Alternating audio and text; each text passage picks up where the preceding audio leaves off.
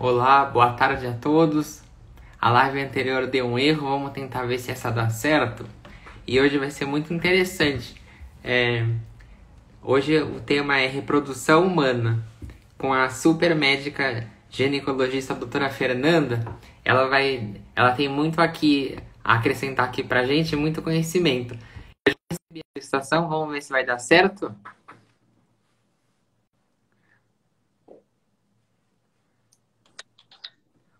Olá, Olá, oi, oi doutora Fernanda, tudo bem, Rodrigo? Um tudo prazer. bem?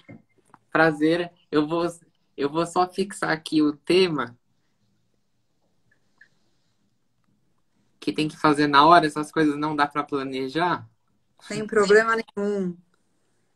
Ó, e até te pedir desculpas que a live anterior a gente gravou e foi interrompida pelo Instagram, então eu vou até planejar com você da gente fazer uma mais curta para conseguir garantir de salvar a live, sabe? Sem problema. A gente E vai tentar aí resumir e passar as informações importantes aí para todo mundo. exatamente. E hoje é muito interessante, né? Reprodução humana. Como que funciona essa questão? E muita gente perguntou, quando viu a foto no feed, quando procuraram um especialista, assim, co- Assim, Rodrigo, reprodução humana, tá? A gente teve a primeira FIV que existiu, tivemos um bebê nascido no mundo, foi em 78. De lá olha, para cá, os procedimentos evoluíram demais. Tá? A maneira que a gente faz a reprodução hoje em dia, a gente teve muitos ganhos, muito avanço na tecnologia. Tá? Quando que eu procuro um especialista? Quando que eu penso que tem alguma coisa de errado, ou às vezes você procura reprodução humana nem porque você está com infertilidade, mas às vezes porque você está querendo preservar os seus óvulos, porque não é o momento de você ter filho agora, certo? É, Só para a gente pensar um pouquinho, num ciclo normal, se você menstrua todos os meses, tá? Isso falando da mulher, tá?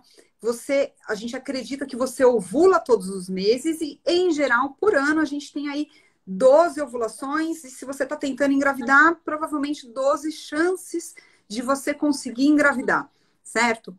A sua chance de engravidar é alta nesses meses? Se a gente for olhar a natureza, ela também não é perfeita. A gente tem uma chance de gravidez em torno de 25%, depende, obviamente, da idade por ciclo, tá? Então, se a gente for pensar um casal que está tentando engravidar, nos 3 primeiros meses, a chance de conseguir uma gravidez, se o casal não tem problema, é maior do que o resto do ano, mas a gente tem uma chance de conseguir uma gravidez nos 3 primeiros meses que varia aí 60%, 75%, depende muito da literatura que você está buscando, certo? Então, no final de um ano, tá? Um casal que tentou aí todos os meses, isso falando com uma regularidade menstrual, então 12 tentativas pelo menos, a gente tem aí cerca de 90% de chance de conseguir uma gravidez, né? E esses 10% desses casais que não conseguirem engravidar, significa que eles são inférteis, que não tem jeito, que precisam para reprodução? Não necessariamente, porém, desses 10%, metade consegue a gravidez no segundo ano. A gente fala aí talvez de uma subfertilidade, tá? Em geral, tá? Classificação, a gente diz que um casal menor que 35 anos, a mulher, certo? Eu já vou explicar por quê. Um casal que está tentando aí há um ano, com menos de 35 anos, deve sim procurar um especialista em reprodução, porque está fora aí dessa maioria, desses 90%. Então, talvez eles sejam inférteis, talvez tenha uma subfertilidade que a gente consiga melhorar, tá? Não significa que vai para uma fertilização in vitro, significa que talvez precise de um especialista que entenda melhor o que está acontecendo e dê aquele empurrãozinho, certo? Acima de 35 anos, a gente recomenda 6 meses de tentativa. E quando tem 40 anos ou mais, a gente indica que você procure um especialista em reprodução a partir do momento que você tenta engravidar, E eu vou explicar o porquê dessa diferença. A gente não é preconceituoso, as mulheres mais velhas são, são normais, não tem nada contra. Porém, quando a mulher nasce, tá? A gente já nasce, o maior número de óvulos que a gente tem na vida. A gente já nasce com todos os óvulos que a gente vai ovular na vida inteira, tá? Uhum. O homem que ele vai fabricando ali, certo? Mas a mulher, a maior quantidade de óvulos é ainda dentro da barriga da nossa mãe, em torno de 20 semanas, tá? Quando a gente nasce, esses óvulos já caíram em número, tá? E a gente tem aí em torno de 5 milhões de possíveis óvulos, né? Com 20 semanas. Quando a gente vai menstruar, a gente já, pela primeira vez, a gente já tem em torno de 300 a 400 mil. Então, assim, eles caem, e não é que a gente usou, eles simplesmente, eles entraram em atrofia, que a gente fala que a apoptose é uma morte celular programada. Eles vão ficar, vão morrer e vão ser reabsorvidos, tá? E todo o ciclo menstrual, tá? Sempre é recrutado um folículo, que ele vai crescer, ele vai virar um cistinho, tá? Quando ele rompe esse cistinho, vai sair um óvulo, que ele vai entrar na trompa, e se tudo der certo, ele é fecundado pelo espermatozoide, tá? Mas, independente de eu ovular ou não, eles vão morrendo mês a mês, do mesmo jeito que aconteceu a minha vida inteira antes de eu menstruar, certo? Então, assim, eu posso estar usando pílula, eu posso estar ovulando, eu vou gastar uma quantidade de folículos aquele mês, tá? Eles sendo fecundados ou não. Quando eu vou entrar na menopausa, eu ainda tenho cerca de 1.000 óvulos. Só que cada mês que vai passando, eu vou precisando de um estímulo maior para aqueles óvulos crescerem mês a mês, certo? E além de eles caírem em quantidade, porque eu tenho a minha reservinha, mês a mês eu vou soltando um pouco. Quanto menor, quanto mais enxuta for a minha reserva, menos óvulos eu vou soltando, certo? E a qualidade deles cai. Quando que acontece a inclinação ali da curva, que a gente fala assim, opa, tá caindo mais rápido? Em torno de 35 anos. Então, um óvulo, tá, de uma menina de 20 anos, tá, ele tem uma qualidade, em geral, superior à de uma mulher de 40 anos. E isso a gente vê claramente nas taxas de gestação de uma mulher de 20 anos e de 40 anos, taxas de abortamento, e principalmente pelas qualidades dos embriões e taxas de embriões que não têm a contagem certa de cromossomos.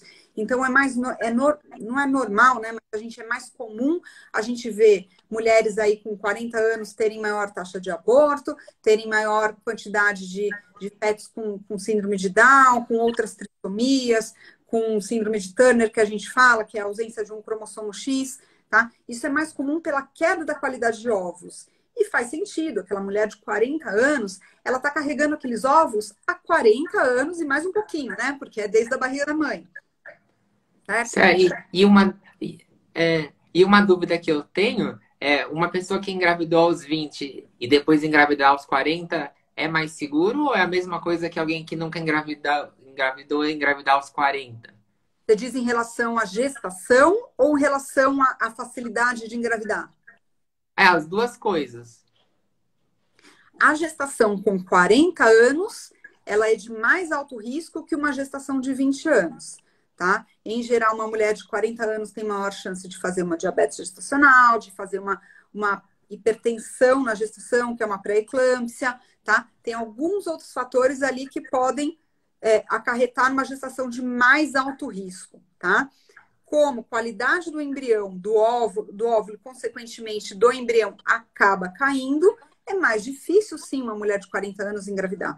O nosso corpo foi feito para a gente engravidar ali nas faixas do 20 a 30 anos. Seria o perfeito, nem adolescente, nem cedo demais, né? Que a gente acaba tendo aí maior restrição de crescimento, talvez trabalho de parto prematuro, tá? E nem depois dos 40. É claro que a nossa vida hoje em dia, a gente mudou muita coisa. A mulher, ela mudou a maneira de enxergar. Eu olho assim, por exemplo, minha avó. Minha avó era para casar, ter filho, e o trabalho da minha avó era basicamente ajudar o meu avô, né? No caso.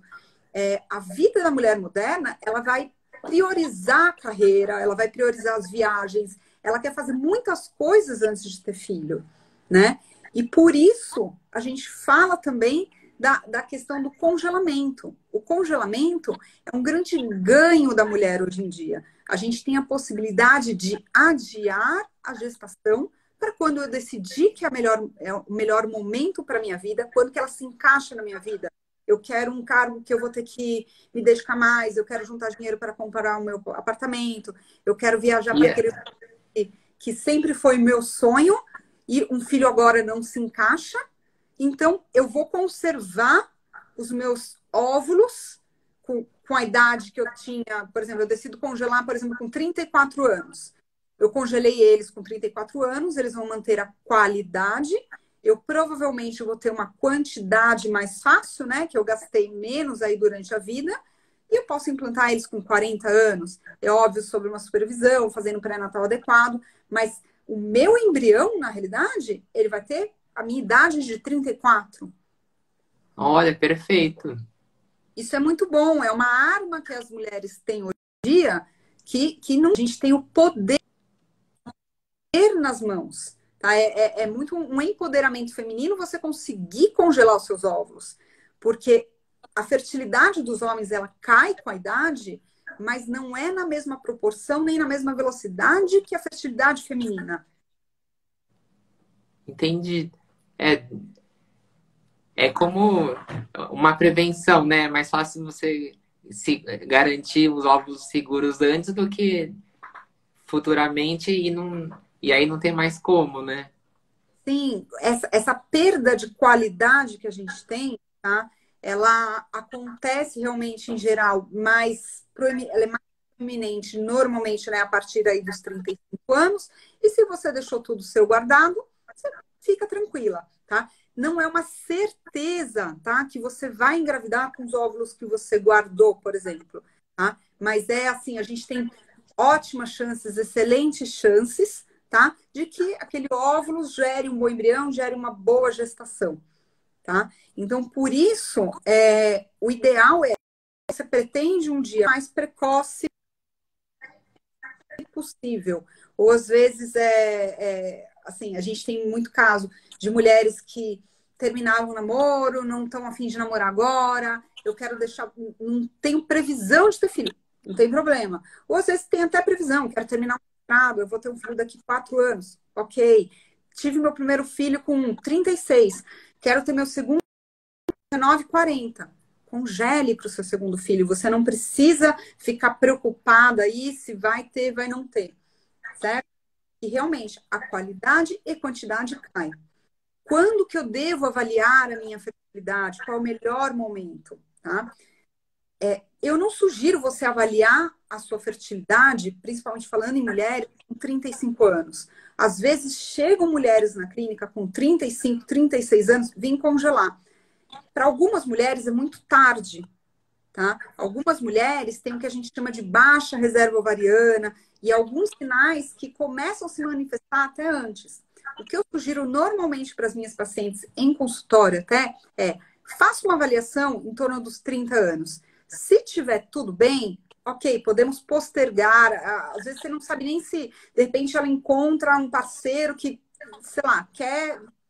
Vamos lá ter um filho juntos.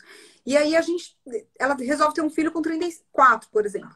Ela não precisou chegar a congelar óvulos, tá? Mas avalie sua reserva, tá? Com 30 anos, em torno de 30 anos, para você saber. Você sabe do que o teu organismo vai ser capaz ou não, tá? Perguntaram aqui, paciente que tem um ovário só, se ela pode engravidar. Sim, ela pode engravidar, tá? O ovário ali que sobrou, ele continua funcionando da mesma maneira. E quem tem uma trompa de falópio também consegue engravidar? Com uma trompa só, tá? A gente tem exames, tá? Um deles que a gente vê se a trompa tá obstruída ou não. O exame ele tem que ser bem feito, tá? Tem que ser num lugar que vai usar a técnica adequada. Se a gente diagnosticar que realmente tem uma trompa obstruída, sim, tá? Se tem 2 óvulos, o ovário que está do lado, ele continua ovulando, tá? E existem também os casos que ovula desse ovário e acaba o óvulo entrando pela outra trompa, tá? É um pouco mais difícil, mas não é impossível. tá? Talvez esse caso que a paciente está com uma trompa obstruída, tá? E a outra muito boa, tá? Pode muitas vezes tentar engravidar aí por um período e se tiver com dificuldade, talvez eu precise procurar um especialista, não necessariamente para fazer uma FIV que a gente fala, né? Que é uma técnica invasiva de alta complexidade. Existem técnicas na reprodução humana que são de baixa complexidade e de alta complexidade, que eu já vou chegar lá para explicar para vocês também. Falando só mais um pouquinho quais são as chances de eu conseguir ter filhos. Se uma mulher ela resolve ter filhos entre 30 e 34 anos, a chance dela não conseguir ter filhos, tá, é em torno de 15%. Se ela começa a tentar ter filhos entre 40 e 44 anos, a chance dela não conseguir ter filhos é em torno de 65%, tá? Então, por favor, não deixem para tentar ter filhos, tá, numa idade próxima de 40, tá? É claro que vocês, sem avaliação prévia, é isso que eu estou querendo dizer, tá? Não tem problema nenhum você tentar, desde que você consiga, tá, se preparar da melhor maneira possível. Perfeito. Tá? Das causas de infertilidade, só falando um pouquinho, né, para a gente, falar assim, poxa, tenho infertilidade, não menstruo todo mês, o que eu faço? Eu sou infértil? Eu tenho algum problema? Para a gente ter uma ideia, o óvulo ele é bem maior que uma célula bem maior que o espermatozoide. Para a gente conseguir um óvulo, tá? A gente tem que passar ali 14 dias ele crescendo, e se a gente fosse, por exemplo, levar para uma técnica de alta complexidade, por exemplo, como é a FIV, a gente aspira, é um procedimento que acaba sendo um procedimento cirúrgico. A maneira de obtenção dos gametas masculinos, dos espermatozoides, é uma maneira mais simples, tá? Normalmente é por ejaculação. É claro que existem casos e casos, mas em geral a gente demora mais para conseguir o óvulo do que o espermatozoide.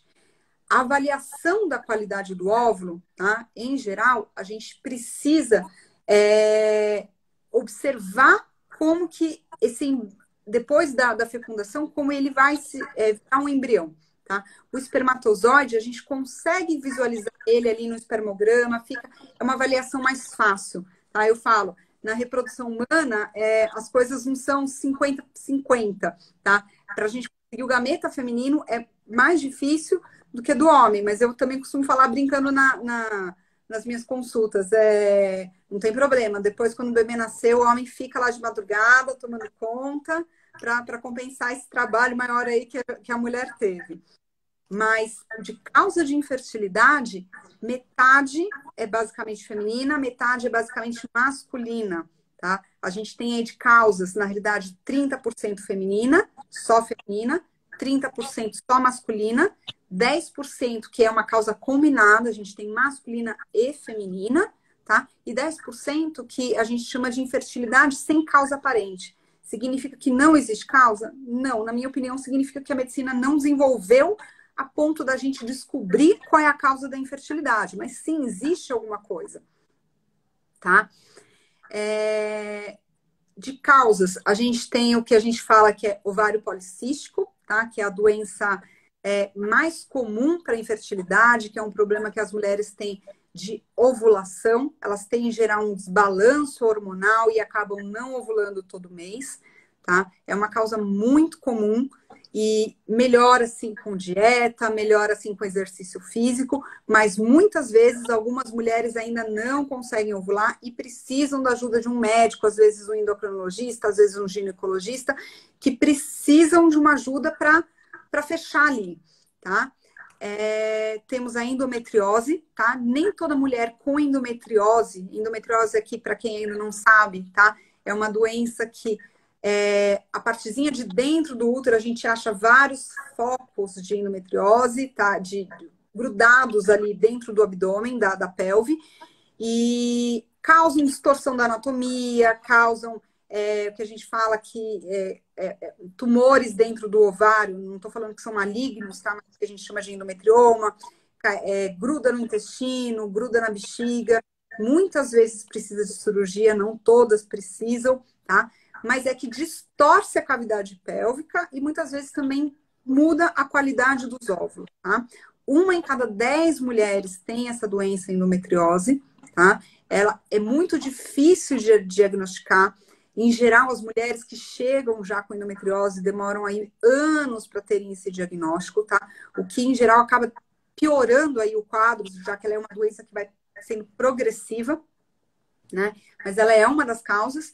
1 em cada 10, nem toda mulher, então, que tem endometriose tem infertilidade, mas cerca de 50% das mulheres que têm infertilidade, a gente encontra endometriose, tá? Então, é uma doença que ela tá, sim, relacionada com a infertilidade, certo? Temos também...